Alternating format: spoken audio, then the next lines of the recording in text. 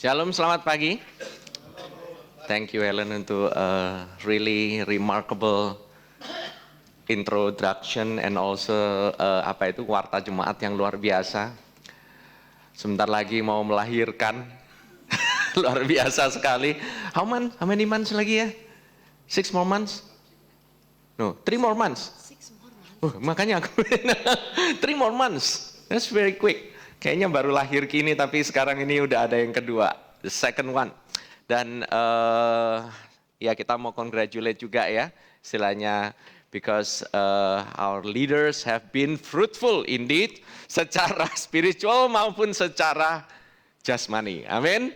Jadi kalau kita percaya bahwa di dalam kasih karunia-Nya kita ini bertumbuh, kita ini diselamatkan, kita juga berbuah di dalam kasih karunia-Nya. Kita tidak mengusahakan buah itu karena kita tahu bahwa buah itu hasil daripada hubungan yang intim dengan Bapa kita. On the more correct words adalah Bapa mau berhubungan intim dengan kita. Dia mau mengadakan relationship. Jesus is one with us. Yesuslah sendiri yang mengeluarkan buah itu. Amin. Kita tidak bisa mengeluarkan buah itu sendiri. It's not by our works. Salvation is by faith.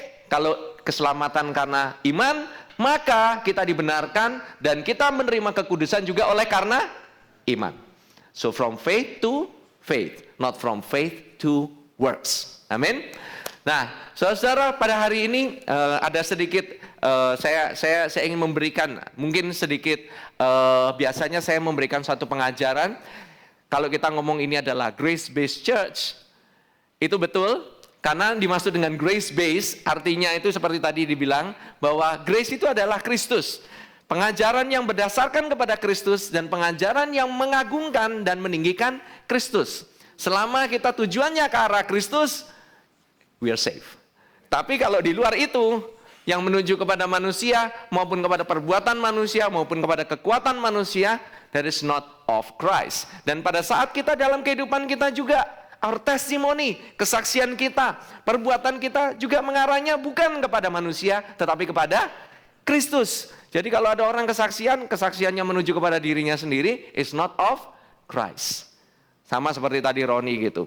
Dia sebenarnya sedang menunjukkan kelemahan dirinya, bukan yang kekuatan dirinya, that Christ is helpful in times di mana dia itu lost.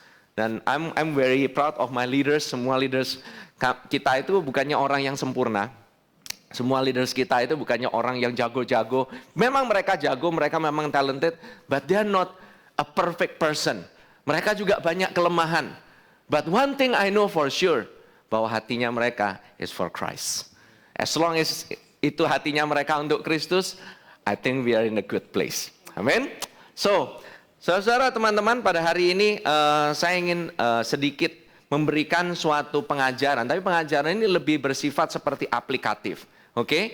Grace as in bukan hanya sekedar sebagai knowledge atau grace sebagai bagian daripada kehidupan kita, bukan tapi seluruh dari kehidupan kita, tetapi juga grace itu selain kita rasakan, tetapi juga grace applied.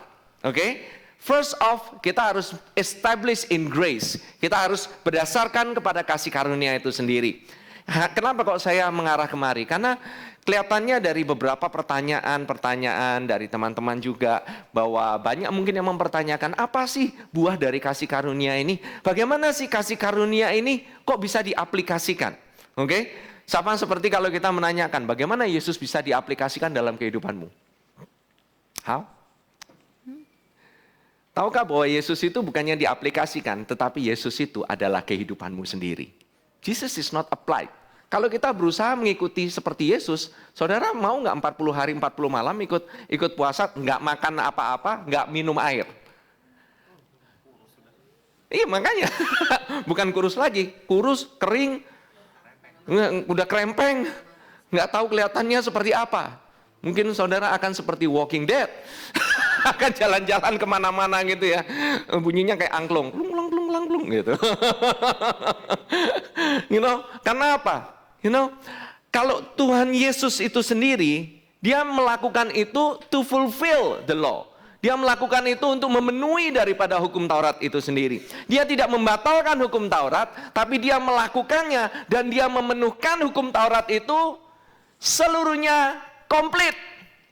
Bagi kita, untuk kita. Amin. He fulfill it for us. Dia fulfill it as us. Jadi Yesus adalah representatif daripada kita. Why? Karena kita tidak sanggup.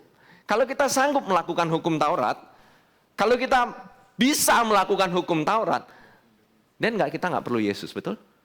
Kita nggak perlu diselamatkan. The thing is, kita ini perlu diselamatkan karena kita ini adalah orang-orang yang disebut ungodly atau durhaka. Kita ini tidak bisa, kita ini tidak sanggup. Sebaik-baiknya orang, kalau saudara tidak melakukan hukum Taurat sempurna, kamu cacat.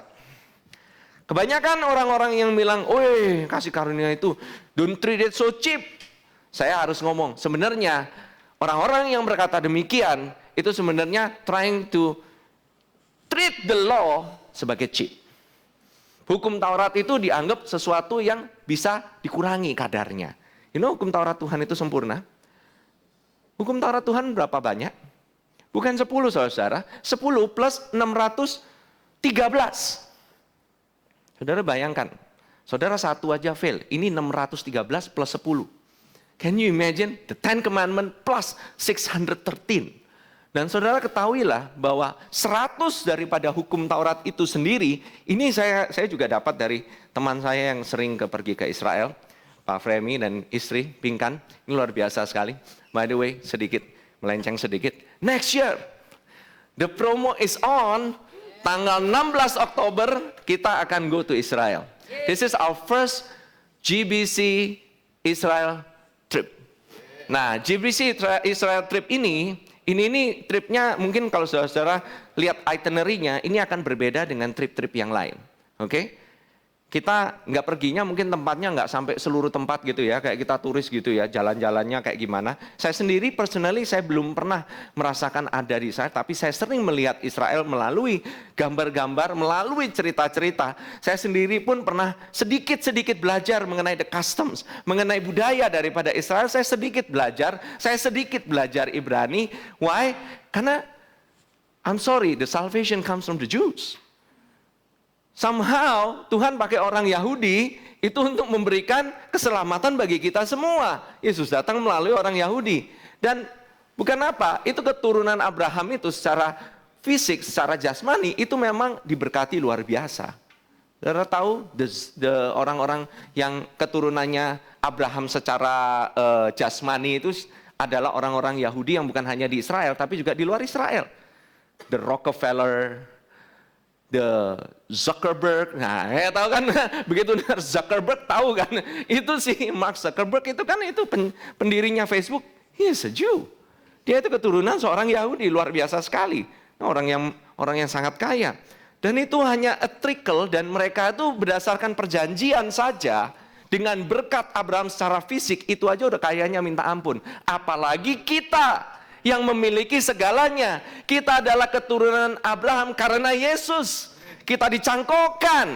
Kita ini being planted, grafted. Oke? Dicangkokkan di dalam pokok anggur yang luar biasa ini. So kalau saudara dicangkokkan, jangan saudara berusaha untuk bagaimana ya berbuah. Saudara cukup nyantol aja di namanya carang. Yang namanya carang itu cukup nyantol ke dalam pokoknya. Nah ngapain carang itu? Makan. Kerjaannya dia makan, bukannya fokus kepada buah. Oke? Kalau buah itu kerjaannya di mana nanti ini otomatis. Kalau namanya ada bunga, nanti suatu saat ada buahnya. Tapi kalau ini carang ini bingung antara makan, menghasilkan buah carang, menghasilkan ini maunya yang mana nih? Semuanya fokus ke buah melulu, gitu. Dan dia nggak fokus ke makannya. Akhirnya carang ini menjadi lemah. Carang ini nggak dapat makanan. Dan sesuai penting sekali bagi si carang ini untuk tetap makan dari pokoknya. Itulah tugas utamanya. Amin. So dibilang kalau dia di luar, apart from Jesus, you can do nothing. Di luar Yesus engkau tidak bisa berbuat apa-apa. Di luar Yesus itu tidak ada kehidupan. Bagaimana kehidupan bisa mulai? Harus kehidupan itu lahir dahulu. Kehidupan itu harus ada yang ditabur. Harus ada benih yang ditabur. Tetapi kalau kita menabur dalam satu tempat itu kematian, maka yang terjadi buahnya juga adalah kebinasaan. Kita nggak bisa kita minta, oh iya kita misalnya mau terjadi suatu perubahan, dalam perubahan itu berarti ada suatu kehidupan yang ditransformasi, tapi kitanya sendiri kita nggak pernah makan, sampai akhirnya kita mati. Bahkan kita memberikan hal-hal yang sifatnya kematian. I'm sorry, bahwa pelayanan yang berujung kepada kematian itu bukanlah pelayanan yang seenak-enaknya, pelayanan kasih karunia yang sebebas-bebasnya, tetapi pelayanan yang menuju kepada kematian adalah pelayanan yang ditulis di atas 2 loh batu. I'm sorry. I'm sorry kalau ada yang berkata, what is the purpose of the law? Saya dulu kan pernah cerita kan, saya pernah datang gitu, satu khotbah gitu. Woi, apa kira-kira maksud Tuhan untuk memberikan hukum Taurat gitu? Ada yang teriak kenceng di depan, supaya ditaati. Wah, terus saya bilang, I'm sorry bro, it's wrong. God gave you the law so that you break the law. Supaya kita ini bisa break the law. Why? Karena kita ini nggak sanggup. Siapa yang bisa sanggup? Bukannya kita ini nggak mau untuk mentaati, tapi semakin dilarang, semakin kita kepengen. Semakin penasaran. Justru karena larangan itulah, makanya manusia banyak yang jatuh. Hukum diberikan supaya pelanggaran bertambah-tambah. Why? Bukannya supaya pelanggaran berkurang. Itu tidak. Ya, tapi saudara-saudara harus lihat ya, ini antara hubungan kita dengan Tuhan. Bukan berarti dalam negara kalau gitu nggak usah dikasih hukum. Bagi orang-orang yang belum di dalam Kristus, kalau tidak dikasih hukum, apa yang mengatur mereka? Nggak ada saudara-saudara, nggak bisa. Tetapi di dalam Kristus, hubungan itu bukan aturan. Hubungan itu adalah suatu kebebasan. Saudara bebas untuk mencintai. Saudara bukan harus untuk mencintai. Betul? Saudara itu bebas untuk bisa memberikan segala sesuatu kepada pasanganmu. Bukan saudara harus memberikan sesuatu kepada pasanganmu. Kalau saudara sudah ada kata harus, itu hubungan itu pada dasarnya adalah mati. Why? It's the law. That's why kalau saudara ingin sesuatu itu hidup, saudara ingin sesuatu itu ada transformasi, itu tanam benih kehidupan, tanam Yesus. Jadi kalau di mana-mana saudara melihat bahwa banyak orang yang sudah mengalami kematian, mengalami kekeringan, puji Tuhan, kita sekarang ada MP3. Puji Tuhan, kita sekarang udah CD khotbah. Puji Tuhan, kita sekarang banyak sekali grace preacher, pengkhotbah kasih karunia yang memberitakan kehidupan. Saya nggak bilang saya satu-satunya yang paling benar. Saya nggak bilang bahwa saya adalah satu-satunya the true grace preacher. No, di Indonesia ini banyak saudara-saudara. Banyak orang yang nggak punya nama, yang basically I have no name too, gitu loh istilahnya. Cuman somehow nama saya sama nama Jelita nongol melulu di YouTube. I don't know how. I don't know the technology. Itu Stephen yang masukin linknya. But my relatives, saudara-saudara saya, om tante saya, kemarin pada waktu saya my uncle just passed away 2 minggu yang lalu. Anti saya, tante saya yang ada di Australia, itu ngomong, saya dengerin kamu di YouTube. My jaw drop. Saya bilang, aduh saya sendiri aja gak berani lihat muka saya sendiri. My sepupu saya yang sudah lama saya gak ketemu dari Beijing. Dia bilang, dia mendengar, dia melihat muka saya di YouTube. By the way, some of them are not believers. How much more bahwa Tuhan itu ingin memberikan, menaburkan kehidupannya bagi orang-orang yang belum pernah mengenal Dia.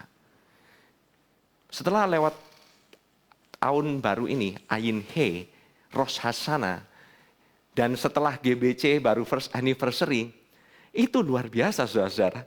Saya perkatakan kehidupan itu ada loh saudara-saudara. Dan Tuhan sendiri memberikan kehidupan. So many people are longing. Mereka itu nggak benci kepada agama, kepada kekristenan.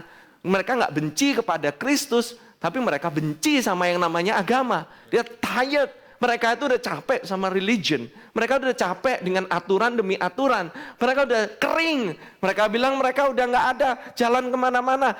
I saw many people bahkan under depression. Banyak yang lagi depresi. You know siapa yang depresi? Bahkan orang-orang yang ada di dalam gereja Tuhan, itu malah mengalami depresi. How sad. Sangat menyedihkan sekali saudara. Bahwa di dalam gereja Tuhan yang harusnya ada kasih, ada sukacita, ada kemerdekaan, ada damai sejahtera, justru ada depresi. Dan saya percaya ini karena the law was introduced back to the church. The law has no place in the church. Nggak ada tempat. Yang ada tempat itu cuma Kristus. Amin. I'm sorry kalau mungkin ada yang nanti mau protes sama saya sorry aja ya gitu ya. Saya juga nggak ada terlalu banyak waktu untuk menjelaskan mengenai protes-protesnya. But I will answer you if you ask me genuinely. Kalau saudara menanyakan kepada saya, oke, dengan genuinely, tidak dengan motif yang menjatuhkan, saya akan menjawab pertanyaanmu. Oke? Tapi banyak orang juga yang menanyakan saya dengan tujuan kadang-kadang untuk debat. Kalau saudara diajak debat, saudara, jangan terpancing dalam perdebatan. Contoh Yesus. Okay. He used the word of God. Dan dia sendiri tahu kemana pakai wisdomnya Tuhan. Jangan kepancing. Okay? Jangan suka kepancing kepada perdebatan. You know kalau saudara berdebat antara sesama, apalagi sesama udah dalam grace, berdebat lagi. Do you know how it looks? Dunia lihat apa? It's not a testimony, a good testimony for Christ. It's a bad testimony. Di dalam grace, lingkaran grace community sendiri udah terlalu banyak orang yang berantem. You know, can you imagine? Bisa saudara bayangkan ya, dunia ini sekarang lagi looking for an answer.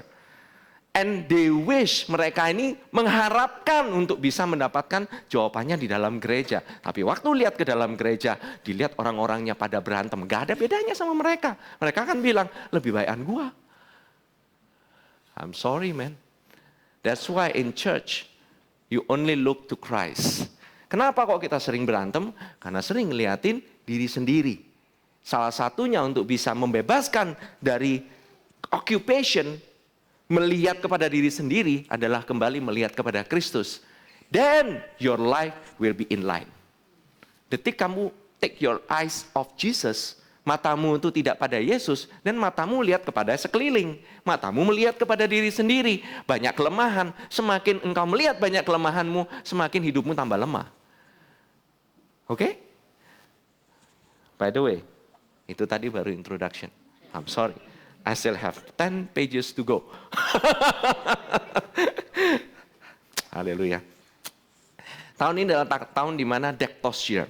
Oke? Dektos, kalau saudara tahu beberapa kali saya sebutkan Dektos, itu adalah a time when abundant favor is profusely abound. Saya suka kata profusely. Tahu profusely itu? Profusely itu artinya itu sampai meluap-luap. Melimpah ruah. Di mana kasih karunia daripada Tuhan itu melimpah ruah kemana-mana. Bahkan orang yang belum pernah mendengarnya pun, orang yang baru pertama kali mendengarnya pun bisa merasakan kasih karunia Tuhan yang melimpah-limpah. That's the true mark of grace. Bukannya malah begitu dengar turn off. Enggak, begitu dengar malah kepingin dengar lagi. I want to hear some more. Saya mau melihat lagi. Saya mau mendengar lagi. Karena apa? Mereka curious. Kelihatannya ini ada kehidupan. There is life in it. Amin. Karena abundant favor itu ada life. Kenapa abundant favor? Kenapa disebut favor? Favor karena kita gak layak untuk nerima. Mercy itu, belas kasihan adalah sesuatu yang harusnya kita terima, yaitu hukuman, tetapi kita tidak menerima hukuman itu. Itu belas kasihan. Tetapi kasih karunia adalah kamu sebenarnya gak layak terima, tapi kamu terima. Itu kasih karunia. Amin. Berarti kalau kamu gak layak menerima, kamu bisa usahakan gak? Gak bisa. Kamu pun gak bisa. Cara menerimanya bagaimana? Exactly. Very easy. Terima aja. Percaya saja. Kehidupan kita ini kehidupan orang percaya. Iman itu bisa banyak. Namanya orang percaya. Believer. Namanya believer. Bukan human being, bukan human doing. Tahu ya? Bedanya human being sama human doing. Nggak ada kan kata human doing, adanya human being. Karena you be who you are in Christ. Siapa dirimu di dalam Kristus sih? Kebanyakan kita karena nggak mengenal akan hal ini, maka apa yang kita do jadi ngaco semua. Apa yang kita dulunya percaya, itulah yang mengalir keluar. Kalau percayanya benar, maka that's how you will become. Nah, sekarang ini kalau engkau percaya sesuatu hal yang mematikan, maka engkau akan keluarnya hal-hal yang mematikan. Nah, ini di mana favor ini ditunjukkan karena orang itu nggak layak menerimanya. Orang itu perbuatannya nggak benar, they don't get all the act together, but mereka itu tetap dikasih. Cilita udah sering ngomong mengenai seseorang yang paling susah untuk keluar dari situ, yang paling susah untuk menerima hal kayak begini, karena mereka merasa bahwa yang bisa menerima adalah mereka yang merasa benar dong. Kalau orang benar baru bisa terima, kalau nggak benar nggak bisa terima. Jadi kalau orang Farisi merasa mereka yang layak untuk menerimanya. The self-righteous, orang yang membenarkan dirinya sendiri, tapi righteousness-nya itu diusahakan dengan perbuatan. Nah, ini nggak ada. Saya kemarin ngobrol sama Cilita. Kira-kira apa sih obatnya orang yang sukanya membenarkan diri sendiri? Suka berasa benar, suka berasa paling benar. Tahu nggak siapa yang Tuhan Yesus itu sering tegur di perjanjian baru? Orang Farisi. Orang Farisi itu berasa mereka itu udah cukup, mereka itu udah benar. Orang lain harus ngikutin standar mereka di hadapan Tuhan. Mereka nggak ada apa-apanya. Mereka merasa paling benar. Kebenarannya adalah kebenaran menurut mereka. Tahu nggak apa obatnya?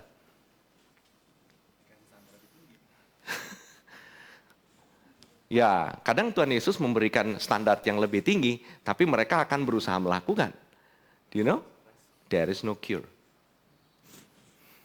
Kamu tidak bisa menyembuhkan seseorang yang berusaha, yang merasa dirinya paling benar. There is no cure. Only God. Cuman hanya karena Tuhan saja mereka itu bisa kembali. Seorang kayak Paulus, dia yang kalau saudara mau tantang Paulus itu beneran melakukan semuanya loh. Standarnya tinggi, dia lakukan semuanya. Yet dia bilang I fail. Saudara mau ngadu sama Paulus? Dia di bawah sini, dia udah melihat semuanya. Orang Kristen kalau kayak begitu nggak ada apa-apanya. Saya udah melakukan semuanya, men.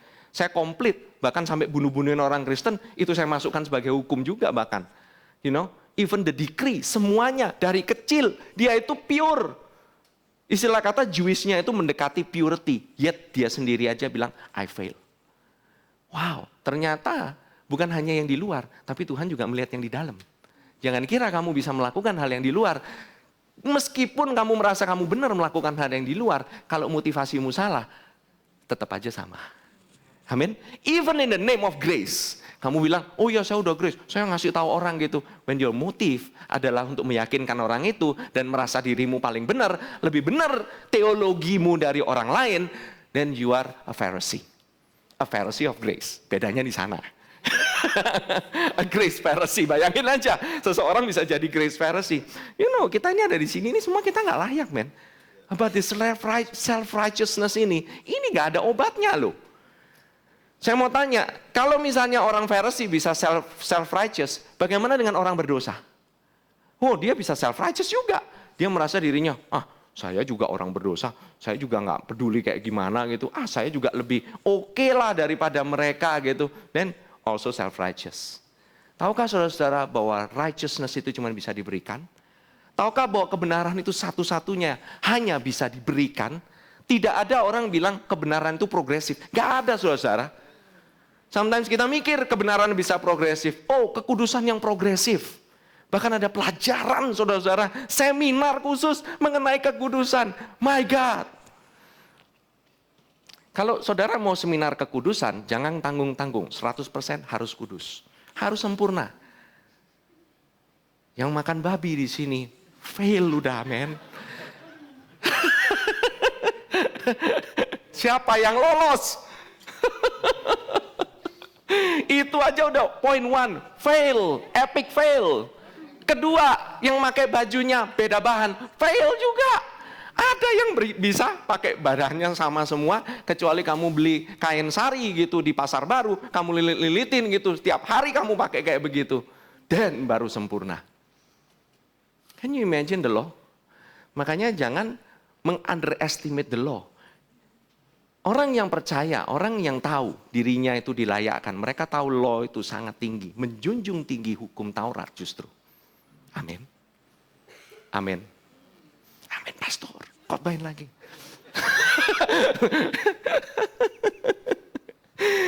Haleluya.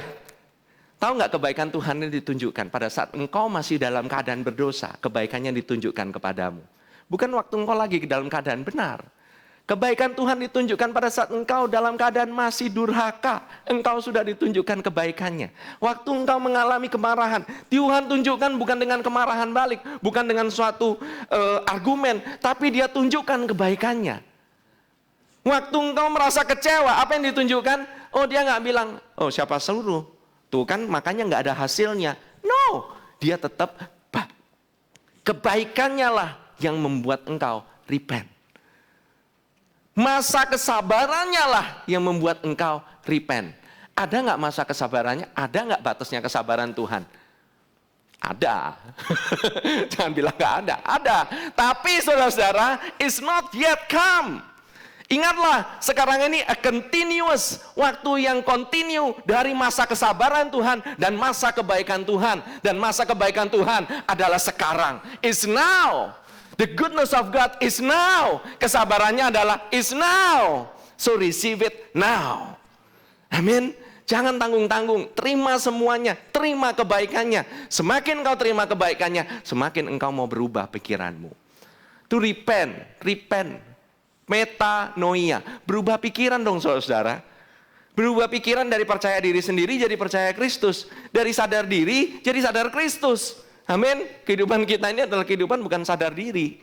Kehidupan sadar Kristus dalam kehidupanmu. Ketahuilah Kristus ada dalammu. Ketahuilah bahwa engkau adalah orang yang dikasihi. Apapun yang engkau perbuat, engkau jatuh kayak gimana pun, engkau tetap dikasihi. You are loved beyond measure. Saudara, Mazmur 130 ayat 2 sampai ke 6. Ya, ini tambah water. Bilang, Tuhan dengarkanlah suaraku. Biarlah telingamu menaruh perhatian kepada suara permohonanku. Jika engkau ya Tuhan mengingat-ingat kesalahan, Tuhan siapakah yang dapat tahan? Siapa yang dapat tahan? You know, if God remember mistakes. Ini pernah dibawain sama Cilita. Dan saya mendapatkan suatu pewahyuan yang baru. Yaitu pada saat kita ini mengingat-ingat kesalahan kita tahu ini bahwa kita ini dalam keadaan sebenarnya kalau namanya Tuhan ingat kesalahan, Dia nggak tanggung-tanggung. Dia ingat kesalahan yang terkecil. Dia kalau bukakan semua motivasi kita, di sini orang bisa nangis-nangis dan berdarah-darah. Kita aja disuruh altar call aja bisa nangis-nangis. Kita rasanya itu kayak orang mati, betul? Kayak orang nggak layak. Do you think orang yang ada di dalam dunia ini mereka merasa oke berbuat sesuatu yang istilahnya kesalahan itu? No, they are not okay. Cuman mereka realize saja mereka itu nggak oke. Dan mereka nggak tahu bagaimana caranya keluar. Tapi tahulah saudara-saudara, ketahuilah bahwa dalam kesalahan-kesalahan ini kalau diperhitungkan Tuhan, basically cuma satu hukumannya. Apa? Mati. You are actually condemned. Condemn-nya itu apa? To death. Nggak ada lagi jalan keluar. Saudara mau berusaha keluar dari jalan kehidupan ini, nggak ada. That's why Tuhan bilang, tetapi padamu ada pengampunan. Ayat yang keempat. Supaya engkau ditakuti orang. Ini kemarin ngomong, pengampunan. Kalau nggak ada, itu saudara ngeri sekali loh saudara. Namanya kesalahan. Kalau nggak pernah diampuni, itu akan saudara bawa kemana-mana. Dan saudara akan merasa jadi orang yang paling guilty. Kehidupanmu dari yang pertamanya hidup, tambah lama tambah mati. Saudara pikir hal seperti ini tidak bakal terjadi di dalam gereja, tidak bakal terjadi di dalam umat Tuhan. Oh, ini justru banyak. Why? Karena once you preach death, sesuatu yang mematikan, sesuatu yang membuat orang itu mengingat akan kesalahannya, maka orang itu merasa bahwa dirinya tidak mungkin diampuni. Semakin tidak mungkin diampuni, sebab itulah pengampunan yang ditakuti orang. Pengampunannya itu orang itu make a highest respect dari God's forgiveness. Tuhan kalau misalnya menimpakan hukumanmu 1:1, tidak ada satupun yang selamat. Dan kamu bilang, gak bisa dong, gak fair dong. Kamu mau fair? You want fair? You'll never survive fair. Grace, itu never fair.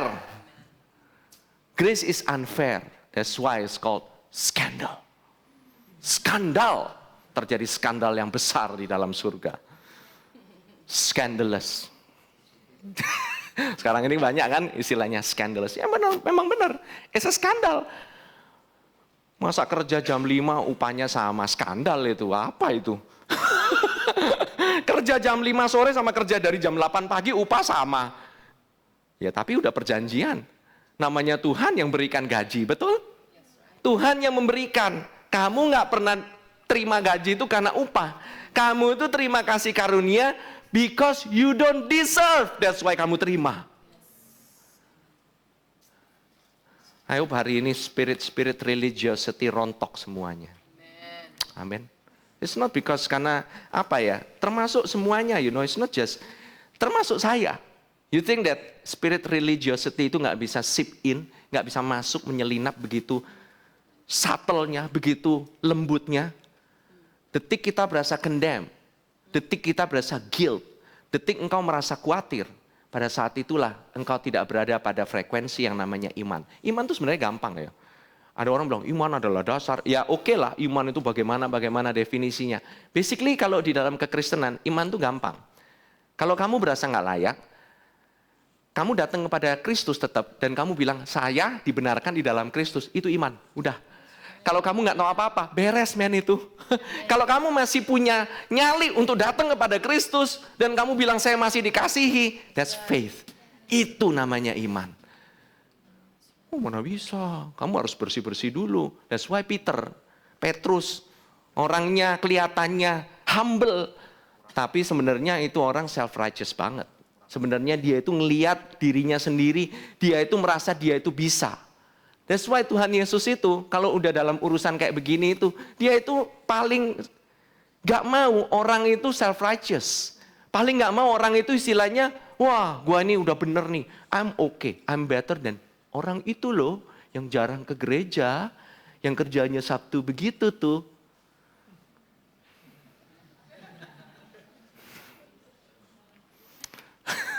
You're laughing, but this is serious matter, Don't judge saudara-saudara. We cannot. Saudara jangan menjudge orang Farisinya, saudara juga jangan judge orang berdosanya. Saudara ngejudge dua-duanya sama aja, saudara judger. Oke, you are a judge. You're a judge. Jangan saudara-saudara. Amin. Even the Pharisees need to know grace. Orang Farisi pun perlu mengenal kasih karunia. Tuhan Yesus membuka diri kepada mereka. Tuhan Yesus nggak ngajakin mereka berantem terus. Cuman dia kalau dekat-dekat mereka sih rada enek aja. Somehow Tuhan Yesus itu demennya itu dekat orang yang pemabuk, pelahap. Saya mungkin tergolong dari sana kan. Saya nggak bisa mabuk, tapi saya suka makan. Terus gimana dong? I'm glad Tuhan Yesus itu pemakan, peminum gitu loh ya. Dekat dengan orang itu. Why? Karena efeknya efeknya dia itu tuh dia menerima sekali dan spiritnya enak gitu loh istilahnya. Nggak ngejudge mereka. Karena apa? Bukan berarti Tuhan Yesus ikut-ikutan mabok. Enggak. He's not. Loh, dia itu abdi Allah. Dia itu yang sempurna. Dia itu yang memenuhi segala macam hukum. Jangan kira saudara-saudara, oh Jesus is compromising. He's not. Dia ada di tengah-tengah mereka. Justru bahwa mereka itu jadi sober, jadi sadar. Semakin engkau dekat dengan Kristus, semakin engkau dekat kepada air yang membersihkan itu, semakin engkau dicuci sampai engkau sadar sendiri. Tahu-tahu engkau berubah tanpa engkau sadari. Itulah perubahan yang sesungguhnya. Makanya kalau perubahannya sadar diri, itu sifatnya nggak lama. Kalau perubahannya sadar Kristus, perubahan itu akan menjadi permanen. Amen. It will become a permanent change. Yes. Amin. Saudara mau pilih yang mana? Perubahan yang sebentar atau perubahan yang permanen? You want a permanent change kan? Nah, saudara, masalahnya sekarang ini, di dalam komunitas atau di dalam perkumpulan orang yang percaya, a righteous person, orangnya sama-sama righteous nih. Saya nggak ngomong, oh one righteous person by faith, one righteous person by works. Itu nggak bisa. A believer yang righteous by works, itu nggak ada ceritanya. Tahukah bahwa kalau kamu bisa percaya, you are all righteous by faith. Tidak ada namanya logikanya bahwa saudara bisa dibenarkan dengan perbuatanmu. Tidak ada. Oke? Ini saudara coba, saudara renungkan sekali lagi ya. Oh, orang ini dibenarkan, merasa dibenarkan karena perbuatannya. Pada dasarnya Tuhan melihat dia itu juga dibenarkan karena iman. Tapi orang itu berasanya kayak, oh saya merasa perbuatan saya cukup benar, maka saya bisa lebih benar lagi dengan Tuhan. Pada dasarnya kalau Tuhan lihat, manusia yang sudah percaya, itu all righteous by faith. Gak ada satupun yang righteous by works. Tetapi, dalam perbuatan, dalam orang yang sama-sama beriman ini ada dua tipe. Yang satu kehidupannya itu mengalami manifestasi yang baik, satunya lagi itu kurang baik. Why? Kita akan learn to discern this. Kira-kira setengah jam ke depan atau 2 jam ke depan mungkin. Kita akan melihat bersama-sama ya. Dari kehidupan dua orang yang sangat berbeda. Yaitu apa? Abraham dan Lot. Why? Ini saya merasa nggak tahu gimana gitu. Kayaknya saya udah nyiapin, toto Tuhan ngomongnya Abraham, Lot. Why? Ini karena benar-benar ini ada sesuatu hal di mana kita ini mungkin di dalam komunitas Grace yang udah mengerti akan kasih karunia, kita pikir kita bisa seenak-enaknya. Kita pikir kita ini nggak perlu memberikan kesaksian yang baik. Toh udah selamat ini. No, saudara-saudara, ada dua macam. Yang satu Abraham, yang satu Lot. Ini dua orang, dua-duanya orang benar. Remember, saudara-saudara kalau detik saudara menerima Tuhan Yesus, saudara adalah orang benar. Berapa lama benarnya? Exactly, selama-lamanya. You should say dengan confident, selama-lamanya. Karena yang menjamin kebenaranmu bukan kamu. Toh itu dikasih. Yang menjamin kebenaranmu adalah Kristus sendiri. Dia telah membeli kebenaranmu dengan darahnya sendiri, dengan tubuhnya sendiri. Dan engkau telah dibayar lunas. I'm sorry ya, bukan cuma lunas, overpay. Saudara bayarnya dilebihin. Tapi saudara, ada orang yang kehidupannya kalam lulu, ada orang yang kehidupannya berkemenangan. Kalau saya mau jadi yang sisinya Abraham, yang ingin berkemenangan terus. Saya nggak bilang saya sempurna setiap saat, gitu loh istilahnya. Saya bisa keep it all together, but this is the journey. Inilah kehidupan kita. Kita kadang-kadang bisa jatuh, tapi jatuhnya sekali-sekali. Amin. You don't live in it. Nah, the thing is, kata kebenaran, righteousness, itu somehow itu Tuhan itu telah memprogram di dalam firman-Nya bahwa kata kebenaran, righteousness by faith, itu pertama kali adanya pada saat dia ngomong dengan Abraham. Sadak itu kata kebenaran. Kebenarannya bukan karena Abraham benar perbuatannya, tetapi Abraham believe God, dia percaya kepada Tuhan dan Tuhan count that as righteousness. Oke? Itu the law of the first mention. Mention pertama, kata pertama. Kalau saudara tahu, kata pertama di dalam Alkitab itu besar maknanya. Kalau saudara mau tahu ya, cara belajar Alkitabnya gitu. Nah, kalau saudara lihat kayak begini, kita akan lihat di Roma 4 ya. Saya ingin mengulas sedikit aja dari Roma 4, baru nanti kita kembali ke kehidupan Abraham dan Lot. Saudara, Roma pasal 4 ayat 1-8. Dikatakan, jadi apakah akan kita katakan tentang Abraham, bapa leluhur jasmani kita? Nah, interestingly, sangat menarik sekali bahasa Inggrisnya beda. Dikatakan, what then shall we say that Abraham our father has found according to the flesh? Jadi artinya, kalau dikatakan, jadi apa yang kita katakan tentang Abraham, bapa leluhur jasmani kita? Jadi apa yang kita katakan? Itu kan kita kan? Ya kan? Apa yang kita ngomong dong tentang Abraham? Di bahasa Inggrisnya beda loh. Apa yang kita katakan tentang Abraham menemukan sesuatu. Jadi dia menemukan apa di dalam daging? Menemukan apa? Apa yang dia temukan? Kalau Abraham menemukan sesuatu, kalau saudara ketemu hal yang sama, saudara akan dapat berkatnya Abraham. Jadi you need that revelation. Saudara memerlukan pewahyuannya Abraham, temuin apa nih di sini? Oke, kita lihat yang kedua ya, pasal kedua. Oke, ayat yang kedua, sorry. Sebab jikalau Abraham dibenarkan karena perbuatannya, maka ia beroleh dasar untuk bermegah, tetapi tidak di hadapan Allah. So, Abraham mengetahui bahwa dia tidak dibenarkan oleh perbuatannya. Itu yang dia temukan. Abraham nggak pernah dibenarkan karena perbuatannya. Why? Karena Abraham tahu dia nggak benar. Ini suatu kebenaran, kelihatannya simple, tapi kadang-kadang kita kalau jarang melalui hal ini, kita lupa bahwa kamu punya kekudusan pun itu pun diberikan. It is given. Kebenaranmu diberikan. Kalau ada orang nanya, jadi bagaimana kalau kehidupannya nggak benar? Wait dulu, jangan bertanya dulu. Hal seperti ini harus dibenerin pertanyaannya dulu. Oke? Saudara lihat dulu di sini. Sebab jikalau Abraham dibenarkan karena perbuatannya, maka ia beroleh dasar untuk bermegah. Artinya perbuatanmu tidak bisa menjadi dasar untuk bermegah. Karena apa? Itu dilihat sama, tapi tidak di hadapan Allah. Artinya apa? Allah melihat segala sesuatu, perbuatanmu dan motivasimu. Allah itu melihat dengan jelas.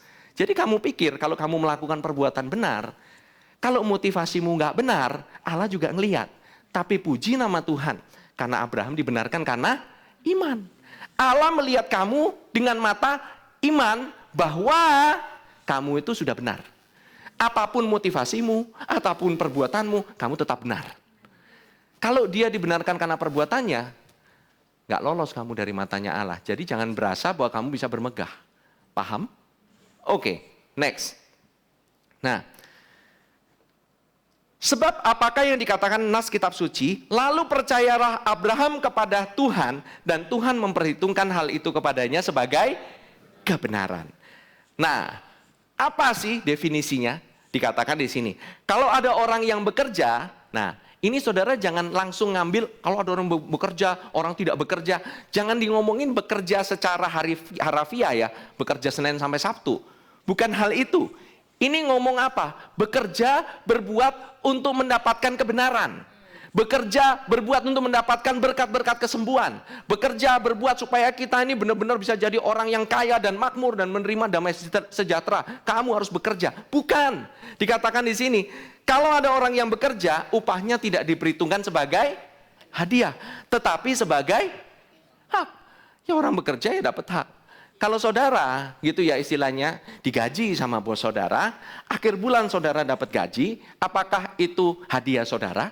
Oh, bosnya bilang, saya kasih kamu hadiah nih, sekian juta. Itu bukan hadiah, itu hak kamu.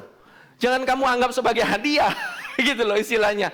Nggak dikonsider, itu adalah hak. Oke, dia itu ngutang sama kamu. Oke, nah, tapi kalau ada orang yang tidak bekerja, namun percaya kepada dia yang membenarkan apa? Orang durhaka. Saudara jangan pikir bahwa, wah orang durhaka itu orang di luar sana. Nggak usah jauh-jauh. Kita ini dulu ini orang durhaka semuanya. We are the ungodly. Oh saya orang durhaka, saya nggak perlu seperti ini. Ini saya sudah cukup benar. Saya bukan orang durhaka. Yang durhaka itu loh, yang sering hari Sabtu itu loh. Ya, saya nggak ngomong apa-apa sih, cuman ngomong hari Sabtu itu. Saudara silakan terjemahkan sendiri toh.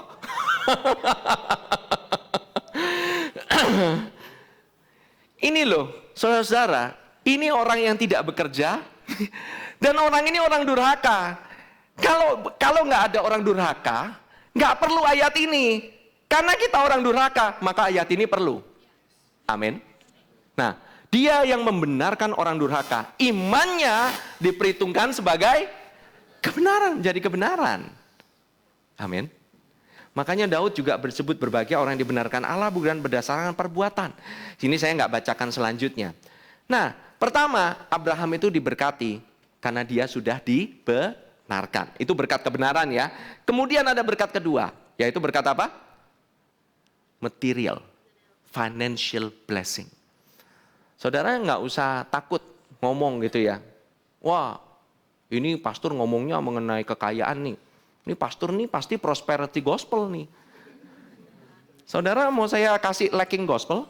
Saya ceritain di sini. You must be poor, nggak boleh punya mobil, jalan kaki ke gereja, gitu loh. Gereja nggak perlu di sini, kita di lapangan parkir aja, gitu. Nggak perlu ada AC, ngapain? Apalagi kursi, lesehan cukup kan, gitu. Ya, Kalau saudara menganggap kayak gitu itu lebih kudus gitu ya. I'm sorry you don't know who our God is. Saudara nggak mengerti mengenai berkat Abraham itu berkatnya kayak gimana.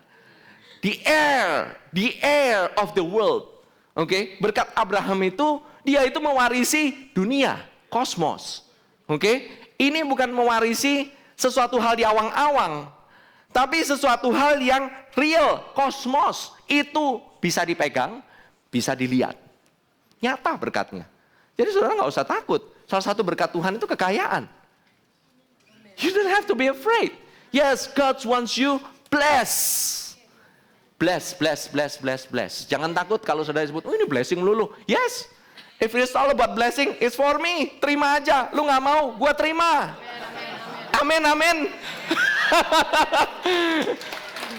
Saudara tahu nggak sih berkat Abraham? Kenapa kok saudara bisa mengalami berkat Abraham? Karena saudara juga adalah keturunan Abraham karena Kristus, bukan karena kamu. Bukan karena kebenaranmu. Kamu orang durhaka kok. Karena Kristus, jangan kegeeran. Jangan kamu GR dulu. Kita ini di made righteous, kita ini di made rich. Karena Kristus, dia kaya rela jadi miskin supaya kita yang miskin bisa jadi kaya. There's a divine exchange. Dosa-dosamu ditimpakan kepada Tuhan Yesus Kristus ke dalam tubuhnya sendiri. Dan Allah dengan api kemarahan dan api penghakimannya menghakimi dosa di dalam tubuh Kristus. Bukan menghakimi Kristus ya, menghakimi dosa di dalam tubuh Kristus. Saudara jangan salah ya, gitu ya.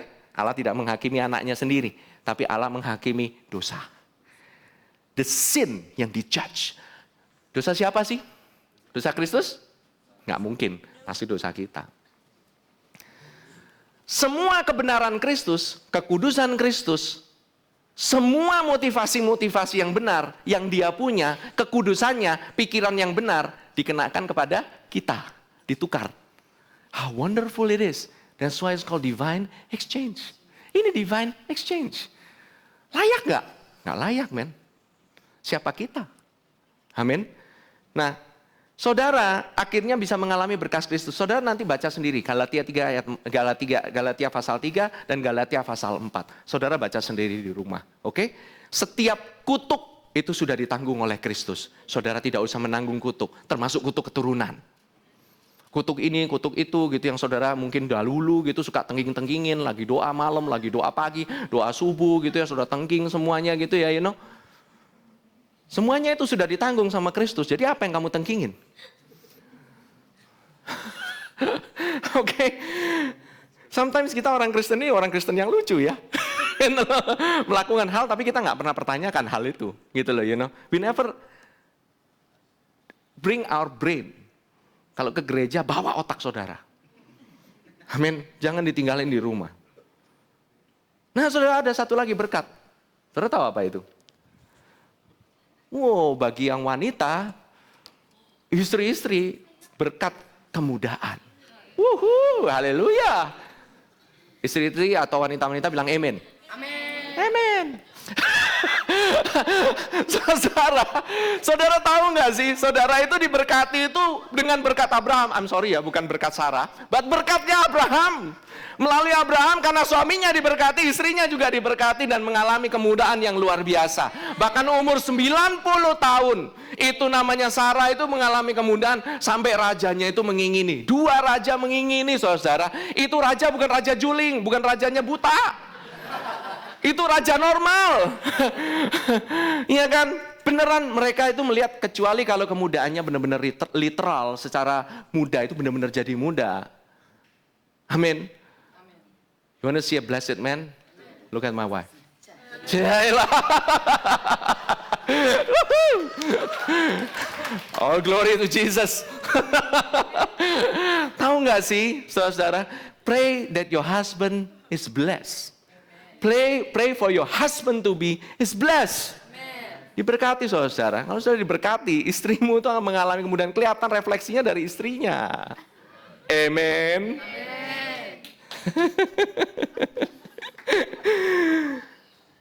Don't you know bahwa Abraham itu mengalami berkat kehidupan yang panjang? Tahukah setelah umur 90 dia masih punya anak lagi? Sampai umurnya 175 tahun. I tell you, dia kehidupannya sehat, gak pakai Viagra. Sehat karena terbukti punya anak banyak lagi setelah itu. Man, this is a blessed life. Abraham hidupnya itu hidup yang penuh dan berkelimpahan. This is true life. He lives by grace. Dia mungkin gak ngerti, dia mungkin belum lihat Kristus, tapi he is living in grace, saudara. Makanya saudara-saudara gak perlu judging orang-orang. Kadang-kadang some people cannot do good theology, but they live in grace.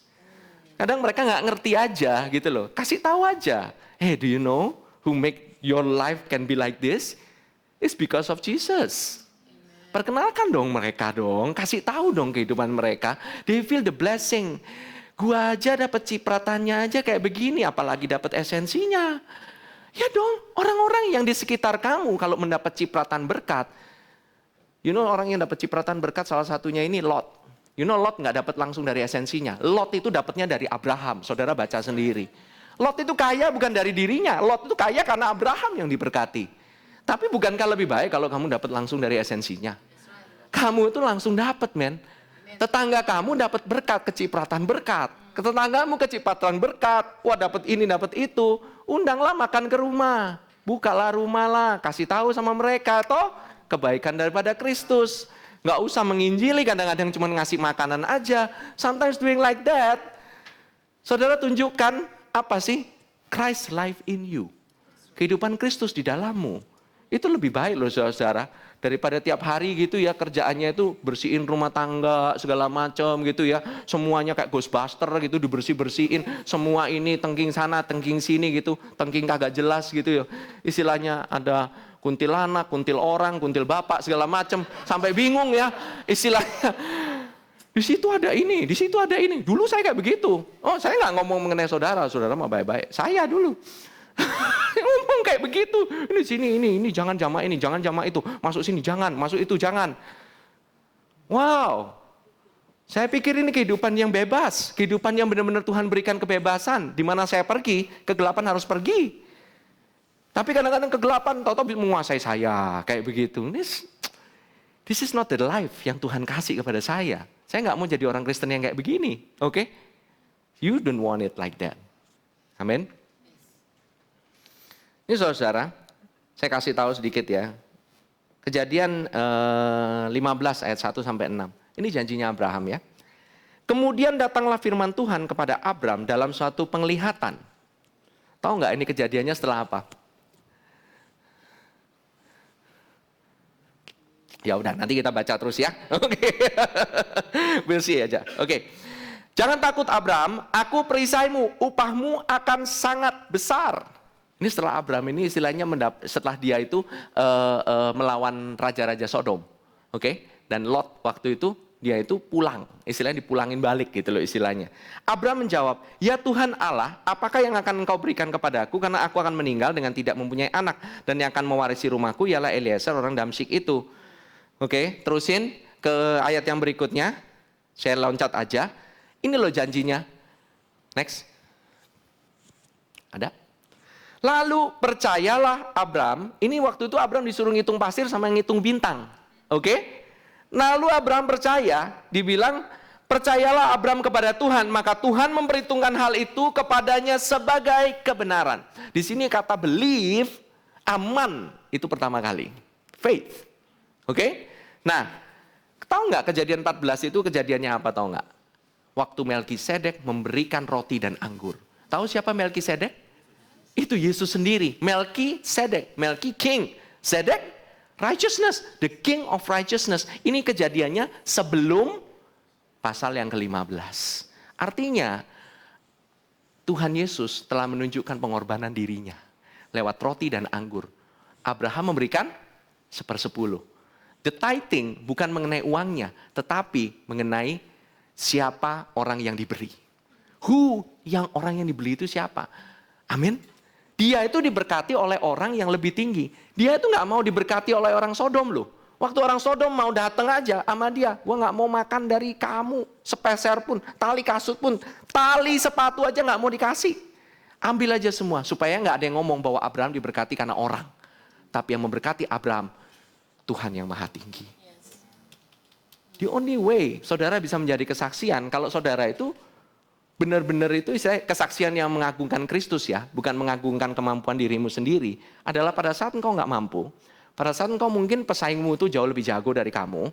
Pada saat mungkin kamu itu benar-benar lagi dalam keadaan anjlok dan lemah. Di saat kamu itu nggak ada edge sama sekali. Di saat orang dunia itu pada bersaing kanan kiri. Coba tipu sana tipu sini. Sogok sana sogok sini. Kamu jalannya lurus aja. Dan sama Tuhan kasih. Kamu underdog. Tapi kamu itu more than conqueror. Kamu itu lebih daripada pemenang. God gave you by grace. Itulah di mana Tuhan bisa diagungkan. You can be a testimony of God. Abraham di sini, dia became a testimony. Makanya waktu itu Abraham just percaya aja sama Tuhan. Karena Tuhan sudah menunjukkan kepada dirinya. Kemudian, nah terus sekarang gini, wah kalau gitu enak banget dong. Saya nggak usah ngapa-ngapain gitu. Nanti yang ngatur kehidupan saya gimana? Yang ngajar saya gimana? Apakah saya harus hidup benar terus gitu? Gimana caranya saya hidup benar? Saya kan udah nggak ada hukum kan? Nah terus kamu pakai apa? Patokannya apa? Siapa yang ngajarin kamu? It's the Holy Spirit. Do you know that grace itu juga mengajarkan?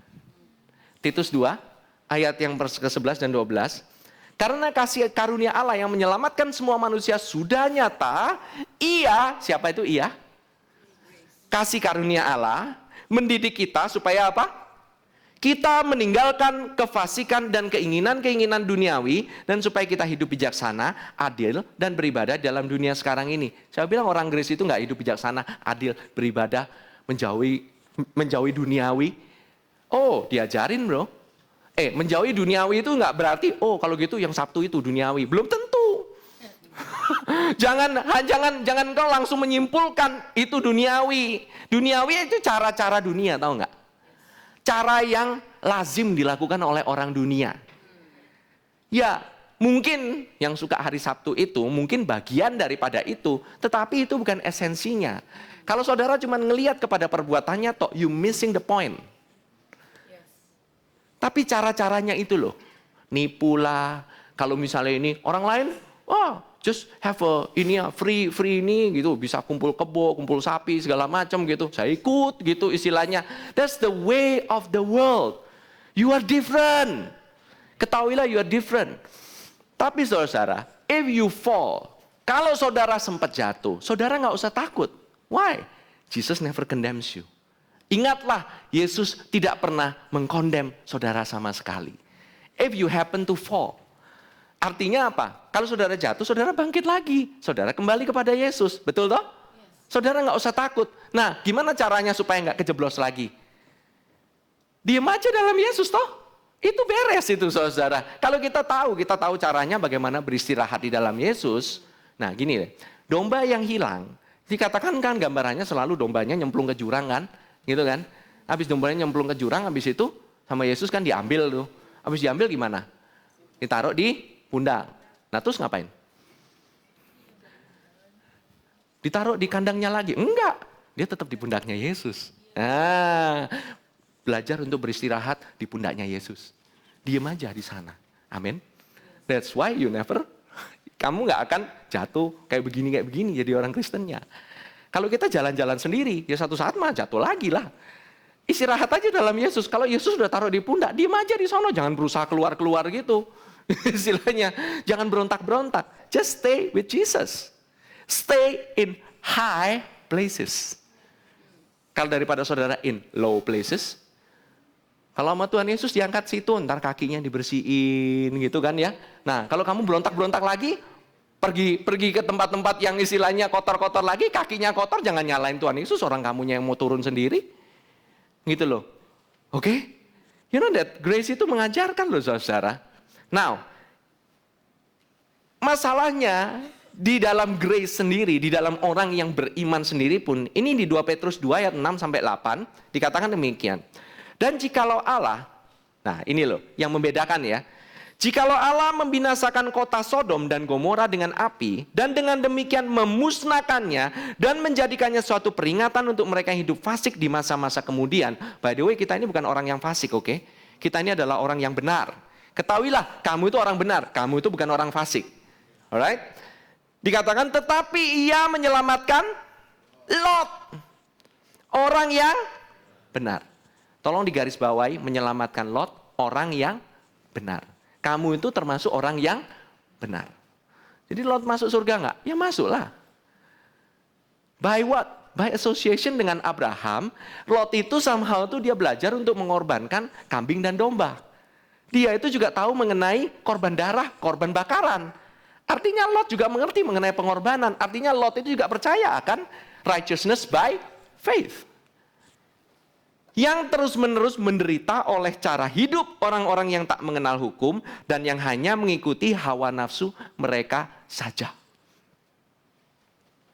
Di sini jarang aminnya biasanya, saya tahu. Very quiet, haleluya pastor. Sebab orang benar ini tinggal di tengah-tengah mereka dan setiap hari melihat dan mendengar perbuatan-perbuatan mereka yang jahat itu sehingga jiwanya yang benar itu tersiksa.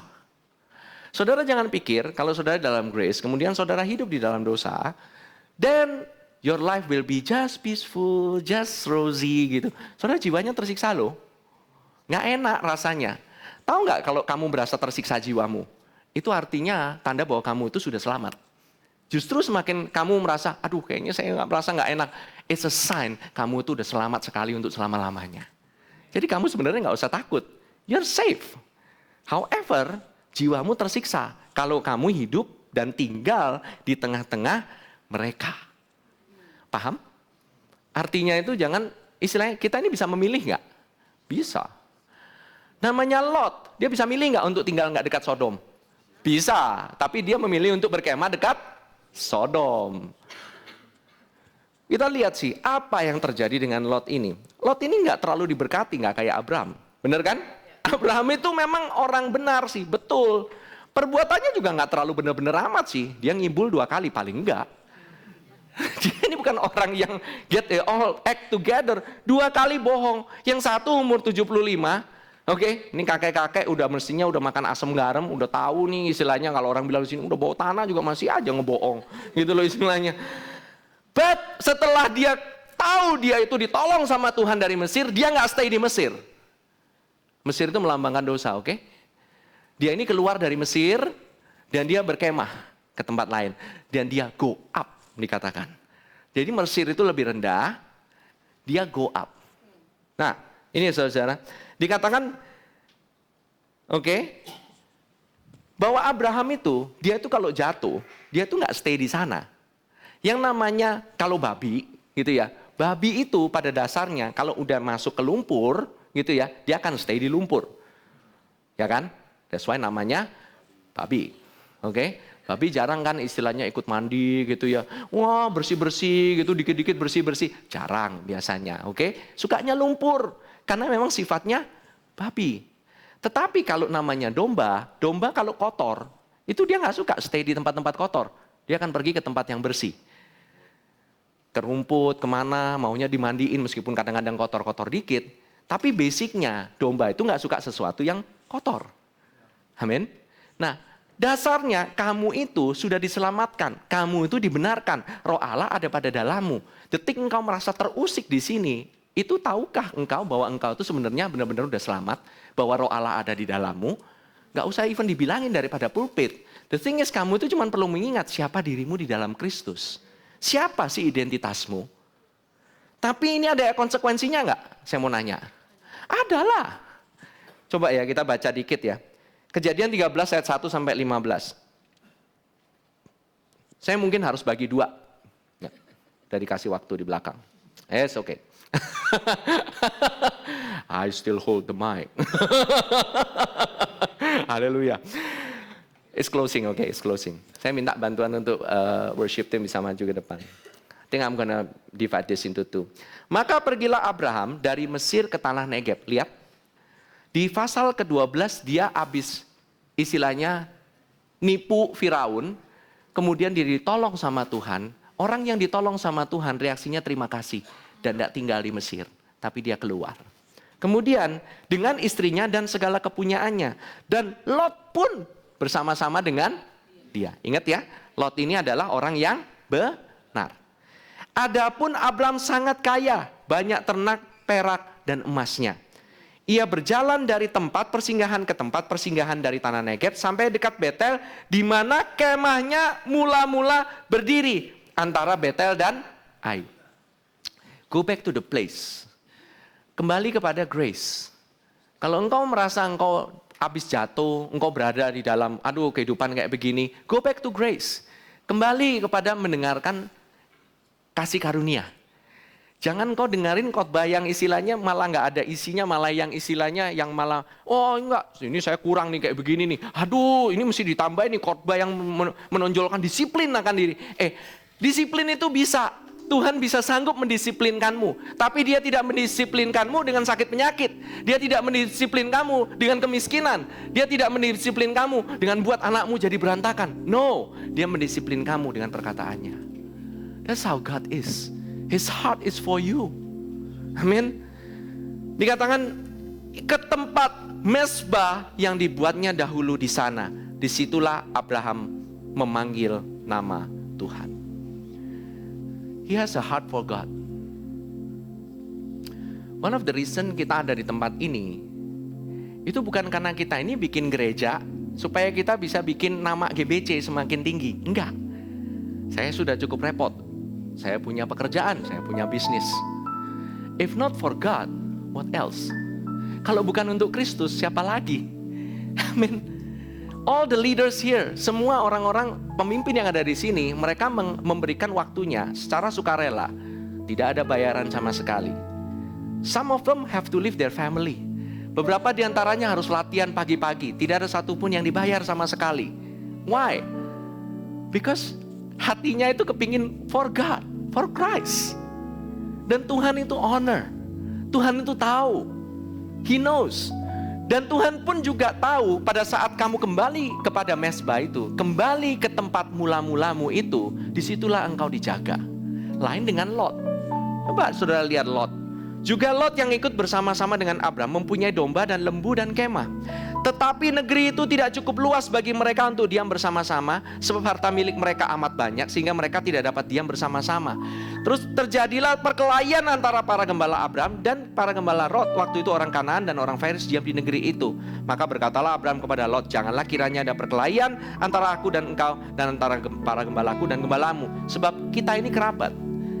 You know bagaimana orang dunia bisa melihat bahwa kita ini adalah orang yang diberkati, adalah orang Kristen, adalah orang yang diberkati oleh Kristus sendiri. Person living under the grace itu gak berantem, gak berkelahi. You know, testimony of God itu penting. Jangan kira bahwa under grace kamu gak usah testimoni lagi. Then if you live for yourself, it's fine. Kalau kamu cuma hidup untuk dirimu sendiri, that's not the criteria of the leaders di sini. The people here benar-benar kepingin istilahnya itu satu tujuan aja. Kita ngumpul di sini satu tujuan, yaitu supaya nama Kristus boleh dijunjung tinggi. Itu aja. That's it. Not because of us. Bukan karena kita. Amin. Kita ngumpul bicaranya apa sih? Kita ngumpul bicara hobi ada batasnya. Kita ngumpul soal kuliner ada batasnya. Meskipun kelihatannya kadang-kadang pertemuan tidak ada batasnya kalau udah sama kuliner. But ketahuilah, Kristus itu yang kita bicarakan. Amin. Without Christ ngapain? Kita bikin klub aja yuk. Kita hang out bareng gitu. Wisata kuliner klub atau kayak gimana gitu. Sekali-sekali pergi ke Bali, pergi ke Peak gitu. We can have fun. But if Christ not preach, if Christ not share, gak ada kehidupan di sana, untuk apa? Amin. The testimony of Christ, the testimony of God. Saya gak bisa lama-lama, time is up. Tapi saya mau saudara-saudara ketahui, meskipun saudara jatuh ke dalam kesalahan, even if you make mistakes, ketahuilah, Christ is for you. Hatinya untuk engkau. Lot waktu ditawan, dia pun diselamatkan. Dia pun ditolongin. Abraham menolong dengan memberikan 318 bujangnya untuk berperang dan merebut Lot. Seseorang yang under grace gak membiarkan orang-orang lain juga istilahnya nyemplung kayak begitu doang gitu. Dan gak membiarkan perkelahian untuk memisahkan. Gak membiarkan doktrin untuk memisahkan begitu saja. Amin. Keep an open heart. Ketahuilah bahwa Allah mengasihimu. Ketahuilah bahwa engkau sudah dibayar dengan harga yang lunas. Ketahuilah bahwa engkau anak yang dikasihi. Ketahuilah, bayangkan dirimu sebagai domba yang dipanggul di atas pundaknya Tuhan Yesus. Dan selalu berada di atas pundaknya Tuhan Yesus. Beristirahatlah. If you're tired, rest in Jesus. Amin. Amin. Let's pray. Tuhan Yesus, terima kasih Tuhan untuk hari ini, hari yang luar biasa. Engkau Allah yang baik. Engkau Allah yang luar biasa baik. You're a good God. Engkau mau supaya kami bisa bersinar, karena Engkau mau bersinar di tengah dunia ini. You wanna use us, Lord. Engkau mau memakai kami, Tuhan. Luar biasa. Ini bukan karena kuat gagah kami, justru karena kami gak layak. That's why, Lord, you wanna use us. Supaya kasih karuniamu, supaya kekuatanmu dimanifestasikan dengan luar biasa. Dan orang hanya bisa berseru, ini pekerjaan Tuhan, bukan pekerjaan manusia. Haleluya Tuhan. Terima kasih Tuhan. Begitu hatimu luar biasa sekali kepada kami. Sungguh Tuhan, sungguh Tuhan. Thank you Jesus. Thank you Jesus. Pada hari ini saya juga ingin mengundang bagi teman-teman yang baru pertama kali mungkin mendengar nama daripada Tuhan Yesus dan ingin menerima Dia sebagai Tuhan dan Juru Selamatmu. Kau cukup ikuti doa saya. Supaya apa? Supaya engkau bisa mengalami yang dinamakan kelahiran baru. Engkau menjadi ciptaan yang baru. Detik engkau percaya, maka Tuhan memperhitungkan hal itu sebagai kebenaran. Terima kebenaran ini. Terima kebenaran ini. Ikuti doa saya. Tuhan Yesus, terima kasih. Kasih karuniamu. Ini semua karena iman, bukan karena perbuatanku. Aku memang orang durhaka, tapi aku dibenarkan dan diselamatkan. Bahkan Engkau mati saat aku masih berdosa. Terima kasih Tuhan Yesus. Kasih-Mu tak terbatas. Terima kasih Tuhan Yesus. Aku bertobat. Engkau mengampuni segala kesalahan dan pelanggaranku.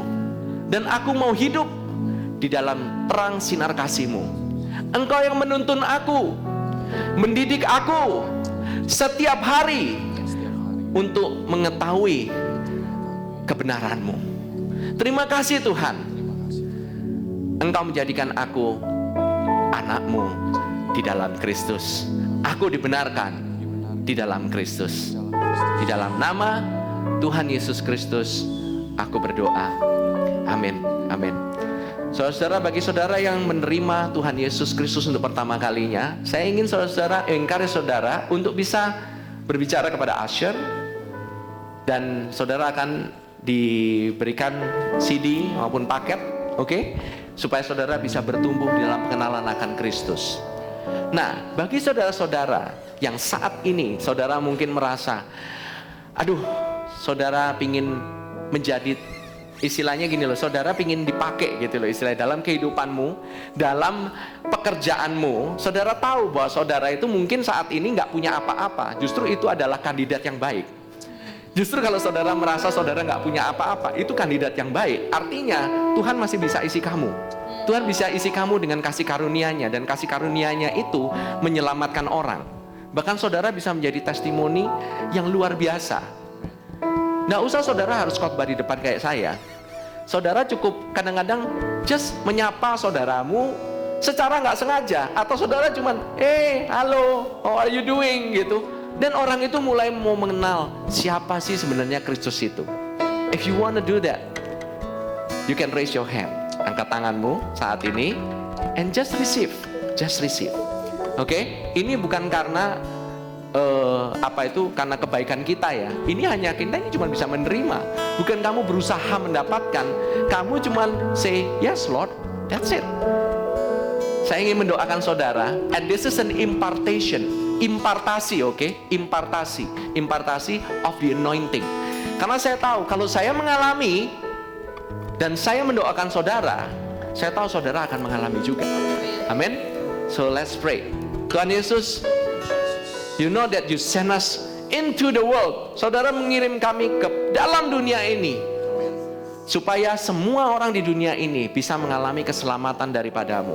Di dalam tempat kerja saya, di dalam apartemen, di dalam rumah, komplek rumah, di mana kami melayani, di mana ada bisnis baik kecil maupun besar, di area depan gedung, mungkin pada saat kami hangout di dalam kafe dengan teman-teman yang mungkin belum percaya. Saat ini Tuhan, aku tahu Engkau mau penuhi bejana ini, Engkau mau penuhi bejana tanah liat ini, dan Engkau mau bersinar Tuhan. Dan Engkau mau menjadikan kami kesaksian yang luar biasa, a testimony not of ourselves, but a testimony of Christ. Kristus punya kesaksian. Ini adalah kesaksian Kristus. Mungkin kau nggak dapat kreditnya, mungkin kau nggak akan dikenal, tetapi mereka akan dikenal oleh Allah Bapa dan mereka akan menerima kasih karunia-Nya. Terima kasih Tuhan. Aku mengucap syukur. Mulai minggu-minggu ke depan ini, kami akan mengalami hal-hal di mana keselamatan akan profusely abound, melimpah ruah di mana-mana. Terima kasih Tuhan, di dalam nama Tuhan Yesus Kristus. Haleluya. Amin. Amin. Amin.